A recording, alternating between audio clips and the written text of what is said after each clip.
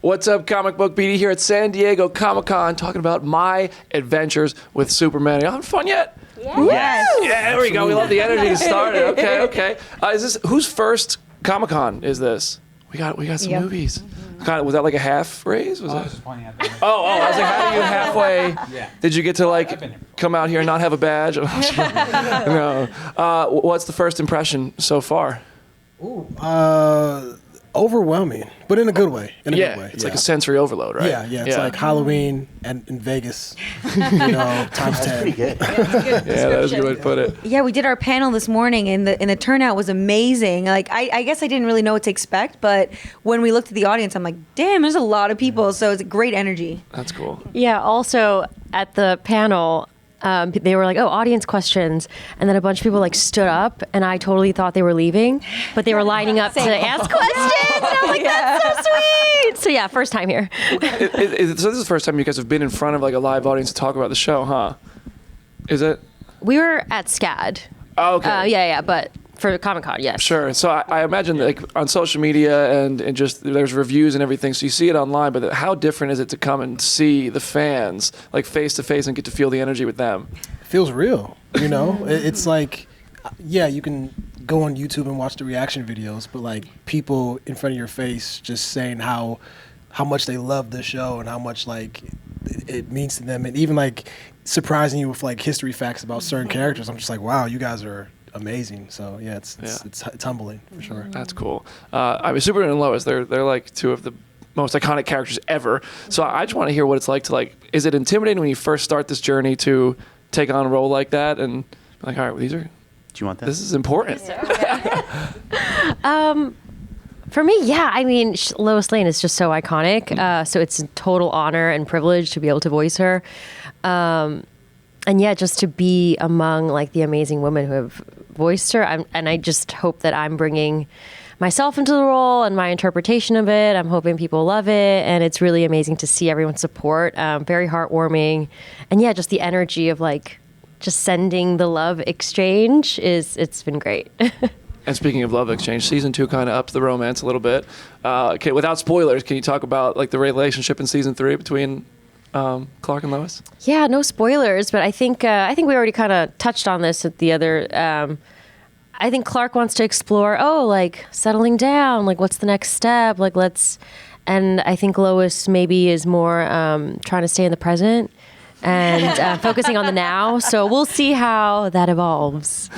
And Kara Zor-El is here. That was just awesome to play Kara Zor-El. Were there any specific comics that you turn to anything? What was your introduction to this character? I mean, honestly, this was my introduction to this character, really. That's fair. I just got introduced to Star Trek right before you guys, and you should have seen it. I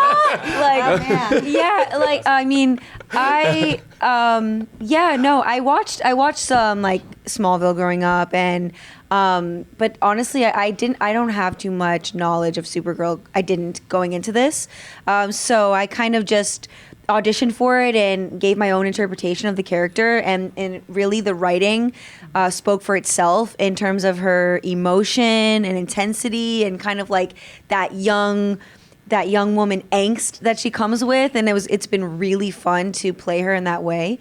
But yeah, this was kind of my first deep dive into her. That's awesome. Yeah. But when I'm at Comic-Con, I spend all my money. I go to the floor and I buy so many things. So Ishmael, I'm going to come to you because there's a scene where Jimmy Olsen spends all his money. Does that give you personal anxiety to see your character making such choices? How do you get through that one? I mean, art imitates life. I really felt for Jimmy when that last million went down the drain. No. I mean, walking through Comic-Con, there were some things where I was just like, oh man, I really want this, but do I have $500 to spend Yes, you do. on a t-shirt? or a figurine.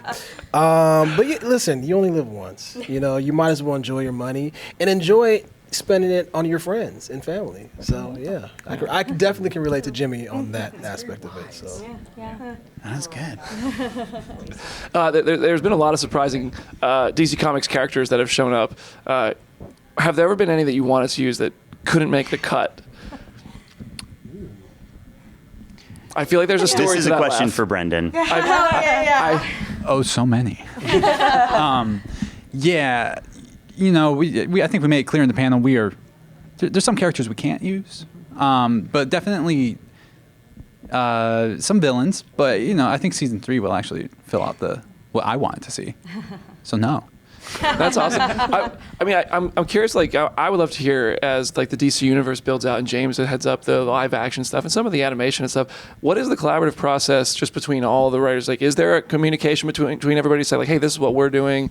Make sure you don't like let us do our thing over here. You guys go do your thing over there. We definitely sent our season outlines to DC Studios for 3 and 4 to be like, is this okay?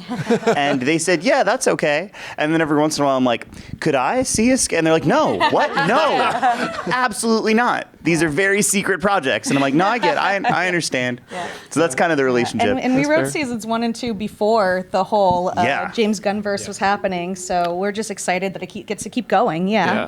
And being honest, they're very supportive. Like DC Studios has been really supportive. They helped get the show greenlit, or renewed for its 3rd season. So we're really grateful for that relationship. That's awesome. I love that there's a tie-in comic that's been hugely successful too. Yeah. Could we see maybe some more of that? Like, are you hoping to do more of that? I mean, I think this is like, we want like 6 seasons in a movie and like 5 different graphic novels. Like, I think this should be a franchise that goes on forever with all of us here. So yeah, I'd love to do more. Yeah. I love it. Well, all right, guys. Thank you so much for coming by the Comicbook.com studio during your time at San Diego Comic-Con. We got to let you get to the next one. But it's been awesome talking with you. And everybody at home, stay tuned to Comicbook.com for more from SDCC. See you there. Thanks for having us. Thank you.